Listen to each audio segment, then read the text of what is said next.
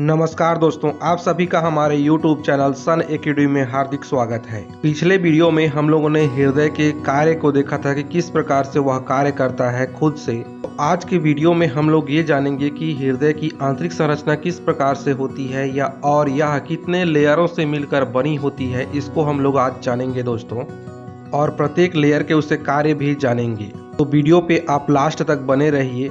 तो चलिए सबसे पहले हम लोग जान लेते हैं कि जो हृदय की लोकेशन वो हमारे शरीर में कहाँ पे होती है। ये है हमारा रिब केज, मतलब पसलियों की हड्डियाँ, और इसके बीच में ये है स्टर्नम। इन्हीं पसलियों के अंदर में हम लोगों का जो हृदय होता है वह स्थित होता है। ठीक इसी स्टर्नम हड्डी के बाएं ओर हड्डियों के बीच में और नीचे की ओर यह डायफ्राम से लगा हुआ होता है। मतलब हम जब सांस लेते हैं तो यह डायफ्राम ऊपर नीचे होता है, ठीक उसी समय यह हृदय भी हमारा ऊपर नीचे होता रहता है। बहुत ज़्यादा ही नहीं, थोड़ा थोड़ा होता है। हमारा हृदय हमारे सीने के थोरैसिक कैविटी के अंदर उपस्थित जो फ्लूइड होता है उसके अंदर में होता है, जिसे मीडिया स्टेनम कहा जाता है। इसी के अंदर ही हृदय हमारा का सुरक्षित होता है। देखिए, हम लोग का हृदय यह 3 लेयर से मिलकर बना हुआ होता है। इसमें सबसे बाहरी वाले लेयर को कहा जाता है पेरिकार्डियम। बीच वाली लेयर जो कि मोटी होती है, यह मसल से बनी हुई होती है, इसको कहा जाता है मायोकार्डियम। और अंदर वाली लेयर होती है इंडोकार्डियम। तो चलिए सबको एक एक करके जानते हैं कि किन किन चीजों से मिलकर बना हुआ होता है। सबसे पहले हार्ट के हमारे सबसे बाहरी लेयर जिसको पेरिकार्डियम कहा जाता है उसके बारे में जान लेते हैं।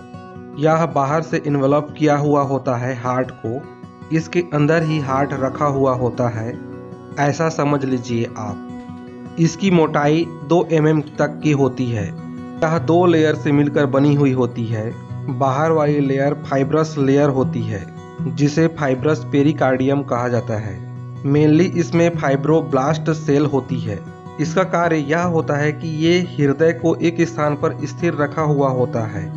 मतलब हृदय अपने एक निश्चित आकृति से बहुत बड़ा नहीं हो सकता है, और यह हृदय को अब इन्फेक्शन से भी बचाता है। वहीं दूसरी पेरिकार्डियम की लेयर सीरस मेम्ब्रेन की बनी हुई होती है। यह भी 2 लेयर से मिलकर बनी हुई होती है। एक होता है हृदय के अंदर की ओर विसरल पेरिकार्डियम और दूसरा होता है पेराइटल पेरिकार्डियम। इन दोनों लेयरों के बीच में फ्लूइड भरी हुई होती है, जो कि हृदय को बाहरी आघातों से बचाता है। और ये जो विसरल पेरिकार्डियम है, इसे एपिकार्डियम के नाम से भी जाना जाता है। और जैसे ही हम इस लेयर के अंदर की ओर जाते हैं तो हृदय की सबसे मोस्ट इम्पॉर्टेंट वाली लेयर को पाते हैं, जो कि सभी लेयरों से ज़्यादा मोटी होती है, और इसी की वजह से ही हृदय अस्तित्व में रहता है। यह लेयर मसल की लेयर की होती है, इसे मायोकार्डियम कहा जाता है। इस लेयर की जो सेल होती हैं वे आपस में इंटरकैलेटेड डिस्क से जुड़ी हुई होती हैं। इसके थ्रू ही इंफॉर्मेशन एक सेल से दूसरे सेल में जा पाता है। हार्ट में ब्लड की सप्लाई भी होती है कोरोनरी सर्कुलेशन के द्वारा, जिसमें कुछ कोरोनरी आर्टरी और कोरोनरी वेन भी होते हैं। इसी में ही ब्लड आता और जाता है। इन सेलों के बीच में एक्स्ट्रा सेलुलरी फ्लूइड भी पाया जाता है। और यह लेयर मतलब मायोकार्डियम की जो लेयर होती है, इसी के कारण ही ब्लड की सप्लाई पूरे शरीर में हो पाता है, क्योंकि यही लेयर खुद को सिकुड़ कर पूरे शरीर में ब्लड को पंप कर पाता है। इसके बाद में हार्ट के पास वाला लेयर मतलब मायोकार्डियम के बाद वाला लेयर जो होता है, इसे इंडोकार्डियम कहा जाता है, जो कि एपिथेलियल सेल से मिलकर बना हुआ होता है। यह हार्ट की अंदरूनी लेयर होती है।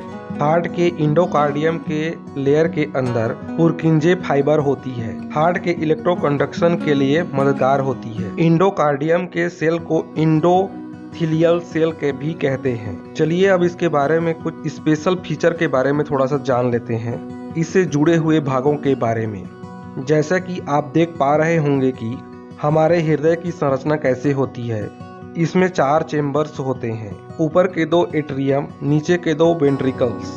वही वेंट्रिकल्स जहां से ब्लड फिल होकर एओर्टा के थ्रू पूरे शरीर में जाता है, और पल्मोनरी आर्टरी के थ्रू यह ब्लड फेफड़े में जाता है ऑक्सीजन लेने के लिए। बीच में ये सेप्टम होता है जो वेंट्रिकल्स को दो भागों में बांटता है।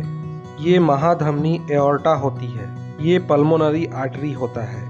ये पल्मोनरी वेन होता है जहाँ से फेफड़ों से ब्लड यहाँ आता है, ऑक्सीजन रिच खून। और ये है सुपीरियर और इंफीरियर वेना कावा, जहाँ से डी ऑक्सीजनेटेड ब्लड पूरे शरीर से हृदय की तरफ आता है। तो दोस्तों आज के वीडियो में इतना ही। यदि वीडियो आप लोगों को पसंद आता है तो वीडियो को लाइक कीजिए, कमेंट कीजिए और दोस्तों के साथ में शेयर करना ना भूलिए। और यदि आप इस चैनल पर नए हैं तो चैनल को सब्सक्राइब भी कर लीजिए। Thank you so much.